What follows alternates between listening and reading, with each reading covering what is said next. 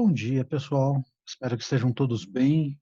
Estamos aqui reunidos para mais uma aula da disciplina de cirurgia. Hoje nós vamos falar sobre litíase biliar. Litíase biliar, essa doença que hoje é tão comum, tão falada, né? E a gente vai saber por quê.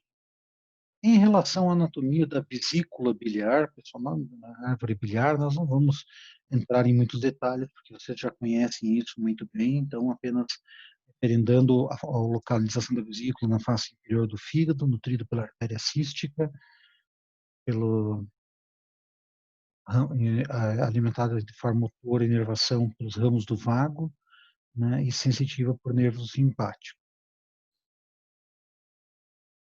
Ela armazena e concentra a bile produzida no fígado, através do ducto cístico e o ducto biliar comum, ela libera essa bile para o interior do duodeno, onde a bile vai ajudar na absorção de gorduras, vitaminas lipossolúveis e de ferro.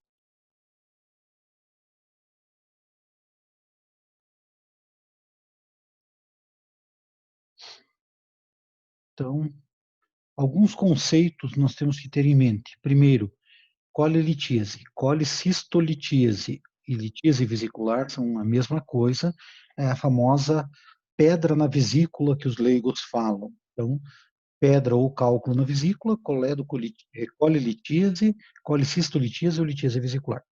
Coledocolitíase é a litíase da via biliar principal, é a litíase do colédoco. Litíase intrahepática é na árvore principal intrahepática. Colicistite aguda é o processo inflamatório e ou infeccioso da vesícula biliar. E colangite é o processo infeccioso obstrutivo da via biliar principal. Nós vamos falar isso durante a aula. Então, litíase biliar vem do grego litos, que quer dizer pedra. Essas pedras podem ser sintomáticas ou assintomáticas, e quando tem sintomas, os mais comuns são cólicas, náuseas e vômitos. A complicação dessa pedra na vesícula, desse cálculo, leva a febre, icterícia e reações de dor à palpação abdominal. A bile encontrada na vesícula mesmo do fígado, apenas um pouco mais concentrada, ou seja, tem menos água. Ácidos biliares, fosfolipídios, o principal é a lecitina, e o colesterol não estratificado. Então, o fígado capta esses sais biliares, o sistema porta, conjuga os sais biliares e excreta na vesícula, que concentra essa bile. A bile vai para o intestino. No intestino, uma parte é reabsorvida já no delgado, uma parte é desconjugada novamente no cólon, e para daí ser reabsorvida, e começa todo o ciclo de novo. Essa bile, então, ela pode ser direta ou indireta. A indireta é aquela não conjugada ainda, é captada pela degradação principalmente da hemoglobina. E a direta, que é hidrossolúvel, é a bilirrubina excretada e degradada pelas bactérias do intestino. A produção de bile, então, como a gente diz, passa por alguns elementos, que são principalmente sais biliares, colesterol e fosfolipídios.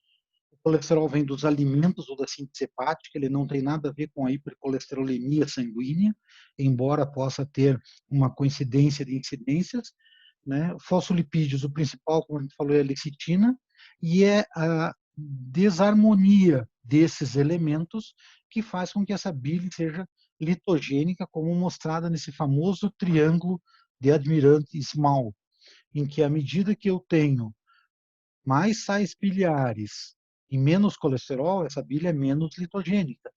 Quanto menos sais biliares eu tenho, quanto mais colesterol e menos fosfolipídio, mais litogênica essa bile se torna. Então, eu posso ter cálculos basicamente com colesterol, por supersaturação de colesterol, seja por aumento do colesterol ou redução dos sais biliares, né? Ou eu ainda tenho a precipitação por estase ou por agregados de cristais. Em média, esses cálculos crescem 2 a 5 milímetros por ano, e aí podem levar vários anos até começar a desenvolver sintomas. Com isso, nós temos cálculos que sejam predominantemente de colesterol, que é a grande maioria. Alguns estudos falam em até 90%, então entre 70% e 90% dos cálculos são cálculos de colesterol. E a gente tem os cálculos pigmentares, que são os negros e os marrons. Negro é por hemólise em geral, e o marrom é por estase biliar, então ele fica mais moldado em termos de bile. Epidemiologicamente, as mulheres têm uma predominância maior por alguns fatores de risco, né? E aí existem populações de diversos estudos, não existe uma característica própria, mas estima-se que em torno de 20% da população tenha cálculo biliar, né? Pode ser 10% da população inglesa americana, mas em alguns índios dos Estados Unidos essa incidência chega até 70% das mulheres com litíase biliar. Quais são os fatores de risco? Por que essa população tem cálculo biliar? Ou porque eles têm aumento da secreção de colesterol, relacionados à idade, sexo, obesidade e multiparidade, ou porque eles têm diminuição dos sais biliares, na maioria das doenças inflamatórias intestinais, mas o uso de anticoncepcional e clofebrato ajuda na redução dos sais biliares, por estase na vesícula, ou ainda quando eu tenho cálculo preto, que são por hemólise, ou cálculo marrom, por estenose e estase biliar, e algumas doenças biliares também podem levar a isso. O mais comum que nós citamos sempre são os 5 Fs. Né? Então, qual é o maior risco de incidência? É a mulher, obesidade, quarta década de vida, multiparidade e tendência familiar.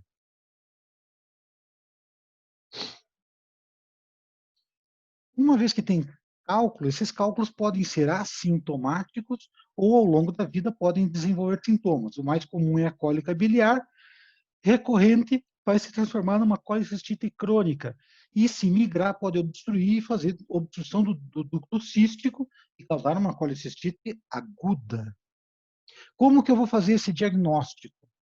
Então, lembrando que a maior parte nunca vai ter sintoma nenhum, né? Embora ele comece a aumentar progressivamente, quando tiver sintomas, geralmente eles aparecem nos primeiros anos de vida. Os sintomas presentes, a grande maioria, é a cólica biliar. E 1/3 dos pacientes que têm sintomas já tem diretamente a complicação, colicistite aguda, pancreatite ou colangite, principalmente cálculos pequenos. Uma vez que iniciam os sintomas, metade dos pacientes vai complicar ainda no primeiro ano de doença. A dor típica do paciente é aquela dor constante no hipocôndrio direito, com irradiação dorsal. Geralmente tem uma relação com estímulo alimentar e dura de 1 a 6 horas. Pode ou não ter náuseas e vômitos associados, e a palpação depende da intensidade do processo inflamatório local. Por isso que, na maioria das vezes, o exame físico é inexpressivo, porque depende da intensidade. Quanto mais inflamada a vesícula tiver, quanto mais aguda for o processo, maior a sensibilização na palpação abdominal. Fiz minha anamnese, fiz meu exame físico e vou partir para o exame laboratorial. Laboratorial, simplesmente a presença de cálculo na vesícula não tem significado nenhum, ou seja, não tem nenhum exame que mostre o que seja característico da colitise. Mas a colitite aguda já começa a ter resposta inflamatória. Então eu tenho leucocitose e um pouco de desvio esquerdo, dependendo da infecção. Se tiver obstrução da árvore biliar, eu tenho um aumento da bilirrubina, mas eu posso ter também aumento das aminotransferases, dependendo da intensidade do processo inflamatório e a repercussão hepática. Se esse cálculo migrou da colicistite para o colédoco, da vesícula para o colédoco, aí eu já tenho fosfatase alcalina e gama-GT aumentados, podendo ou não ter a bilirrubina aumentada, dependendo da obstrução. Mas a fosfatase e a gama-GT já começam a aumentar. Não tanto quanto uma hepatite, numa intensidade bem menor. Se tiver infecção, ou seja, não apenas a coledocolitise, mas a colangite, aí eu tenho, além disso, leucocitose com desvio esquerda e um aumento mais significativo da fosfatase e da gama-GT. Fiz a minha anamnese, fiz meu exame físico, fiz exames laboratoriais e vou partir para o exame por imagem. O exame de escolha é o ultrassom. Ele é o que tem maior sensibilidade e especificidade, né? E eu vou ver no ultrassom. Colilitíase, uma sombra aí acústica hiperecogênica, né? E que geralmente é móvel à mudança de cúbito do paciente. Ele vira de lado, repito, a pedra já está em outra posição. Então, aqui, múltiplos cálculos em vesícula, nessa imagem. Essa outra imagem, os cálculos enfileirados. Né? Aqui já uma litíase de colédoco, ou seja, ele migrou e está na árvore biliar principal. Aqui também no colédoco. E aqui, múltiplos microcálculos. Além do ultrassom, eu posso fazer raio-x simples? Posso. Só que eu tenho que lembrar que menos de 15% são radiopacos para aparecerem no raio-x, ou seja, ricos em cálcio, diferente do cálculo renal, em que eu tenho uma incidência muito maior que é visível ao raio-x. A mesma situação a tomografia. Eu posso chegar a ter até 40% de falso negativo na tomografia por causa da densidade do cálculo não aparecer na imagem. A ressonância é muito mais sensível, chega próximo ao ultrassom. O ultrassom endoscópico também tem grande valia, principalmente para avaliação de árvore biliar distal, em que eu posso ter pontos cegos na ecografia. A colangiotomografia helicoidal, que já é bem mais difícil por demandar de um recurso que não é tão usual nos hospitais, e a colicistografia oral, a colangiografia venosa e a cintilografia, elas hoje caíram em desuso pela facilidade e sensibilidade dos outros exames. Então, aqui só para mostrar um cálculo na tomografia, aqui uma ressonância magnética com cálculo na árvore biliar, no colédoco, e aqui os cálculos na vesícula. Né? Aqui também uma ressonância na árvore biliar, no colédoco distal, aqui já é o duodeno. Posso fazer uma colangiopancreatografia endoscópica retrógrada para ver cálculo na vesícula, é muito ruim, a gente geralmente usa isso para a coledocolitíase. Posso fazer colangiografia intraoperatória, também uso muito para avaliar a árvore biliar, ou seja, a gente cateteriza o ducto colédoco e aí eu avalio tanto o colédoco, a árvore extra-hepática, como a árvore intra-hepática para ver presença de cálculos ou algumas anomalias. O tratamento da colicistite, da litíase biliar, da colicistolitíase, é preferencialmente a colicistectomia. Tem o risco de complicações de cirurgia, como qualquer cirurgia tem, né? Posso não operar? Posso. É um tratamento controverso. Alguns anos atrás existiam algumas indicações formais de tratamento não operatório da litíase biliar. Hoje, a baixa mortalidade de uma cirurgia eletiva comparado com um procedimento cirúrgico na emergência faz com que a gente tenda a indicar colecistectomia para todos os doentes. Mas, lógico, eu tenho que avaliar que a possibilidade vai ser de uma evolução assintomática, tem que avaliar custo-benefício, tem que avaliar risco de complicação e esse risco para o paciente, aquele paciente em especial, com as suas comorbidades, não de uma maneira geral. Se eu não fizer nada, esse paciente pode complicar da sua colitíase. As complicações mais comuns é a colicitite aguda, o ilho biliar, a coledocolitíase, mas pode evoluir pancreatite, câncer de vesícula, colangite. Nós vamos falar um pouquinho das principais complicações. A colicitite aguda, a mais comum delas, ocorre em 15% dos pacientes que são sintomáticos, né? De um total dos pacientes com colitíase, menos de 0,2% vai ter colicitite aguda ao ano. Né? E ela se deve por uma obstrução da parede. Então, eu tenho a obstrução do cálculo, isso diminui a irrigação, começa a fazer isquemia da parede da mucosa e começa a fazer dor por contração para tentar vencer essa perfuração. Eu vou considerar colicistite aguda não apenas aquele paciente que tem inflamação, mas todo aquele paciente que tem dor que dura mais de 6 horas de duração contínua sem melhora com medicação, associado a sinais inflamatórios como dor ou massa palpável hipocôndrio direito. Sinal de Murphy, que é a interrupção da inspiração por dor à palpação do ponto cístico, associado a laboratórios, como a leucocitose com desvio esquerdo, elevações de enzimas e o achado na ecografia. O que a ecografia me mostra da colicitite aguda diferente de uma colitíase? Espessamento da parede, delaminação, líquido livre, e aqui a gente tem que sempre considerar o cálculo impactado no infundíbulo, aquele que não muda com a posição, ele tem uma propensão maior a ser considerado como colicitite aguda. O tratamento é clínico inicialmente, eu começo com medida esportiva, jejum, mas o tratamento definitivo é o tratamento cirúrgico, que é o padrão ouro, a videolaparoscopia. Se eu não operar esse paciente com colicitite aguda, ele vai fazer uma colicitite enfisematosa, vai fazer gangrena e perfuração, além de outros riscos, como o ilho biliar. O que é o ilho biliar? O cálculo ele vai erosando a parede da vesícula, ele vai perfurando ela, bloqueio do duodeno, perfura o duodeno, e esse cálculo migra para o intestino. Cálculos maiores, eles vão predispor a uma obstrução, principalmente de ilho terminal. Esse paciente tem que ser operado, retirar do cálculo por enterotomia e tratar a origem, que é a colilitíase. A icterícia também é uma complicação, implica na passagem do cálculo, ou seja, ele escapou da vesícula, migrou para a árvore biliar principal e está ali obstruindo. Tem que ser retirado também. A coledocolitíase, ela pode ocorrer em 10 a 20% dos pacientes que vão ser operados sobre via biliar, mas mesmo aquele paciente que eu já tirei a vesícula, 10% deles vão fazer cálculo biliar em colédoco ao longo da vida. O exame laboratorial é mais específico, porque ele já tem uma elevação de bilirrubina, se tiver icterícia, mas sempre tem aumento de fosfatase e de gama-GT, dependendo do grau de obstrução e a intensidade desse aumento.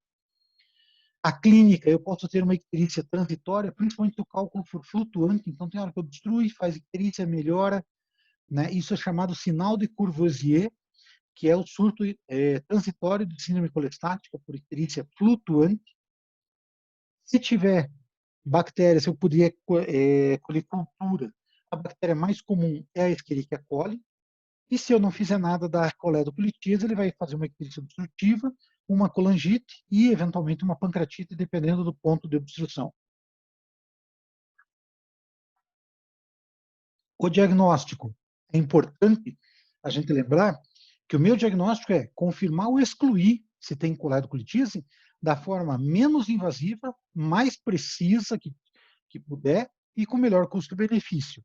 Por quê? Porque eu posso fazer esse diagnóstico por ecografia, por ressonância ou até mesmo por colangiografia endoscópica retrógrada, que é um exame invasivo, né? Embora seja terapêutico, mas tem seus riscos. Então, eu começo a abordagem pelo menos invasivo e mais preciso. Conforme eu vou avançando, dependendo da minha certeza de grau de suspeita clínica, da disponibilidade de outros exames, às vezes o hospital onde eu estou trabalhando não tem todos esses exames, e de fatores do paciente que aumentem ou diminuam o risco, assim que eu seja mais conservador.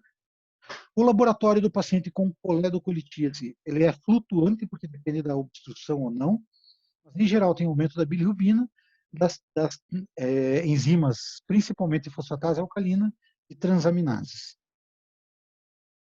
O ultrassom é o exame de imagem de escolha para começar, mas eu tenho pontos cegos do ultrassom, principalmente pela interposição do duodeno sobre o colédoco, lembrando que onde tem ar, a ecografia tem dificuldade de fazer uma avaliação segura. Então, se ele mostra, tá ok. Se ele não mostra, não quer dizer que não tenha, né? Não existe uma especificidade tão alta. Então, aqui só para mostrar uma imagem do ultrassom com cálculo no colédoco. A colangem endoscópica retrógrada é o exame de escolha, porque é o exame para tratamento, é o exame que eu consigo fazer o tratamento, mas ele tem risco de pancreatite, de sangramento ou perfuração, porque eu tenho que fazer uma incisão na papila para dilatar ela, e isso aí pode causar riscos. Então, aqui mostrando o endoscópio entrando, acessando no duodeno a ponta da papila e toda hepatocolédoco.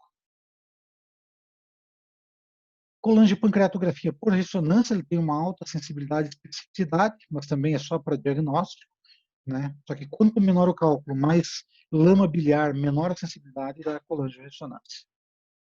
O ultrassom endoscópico também ajuda bastante nesse sentido, em termos de especificidade, e eventualmente eu vou para a cirurgia, principalmente no procedimento aberto, eu vou ter que fazer uma colangiografia intraoperatória.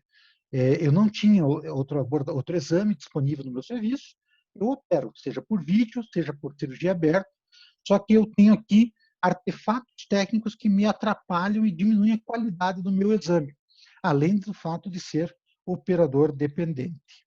Então, aqui só para mostrar a cateterização da árvore biliar, né, do hepático ou do hepatocolédoco aqui, ou eventualmente até da própria artéria do ducto cístico. A coledocolitíase, diferente da litíase da vesícula, eu não tenho opção, eu tenho que tratar todos eles, porque a complicação é muito grave. Então, eu tenho que tirar esse cálculo e também tratar a causa, né? E se tiver pancreatite, tratar a pancreatite.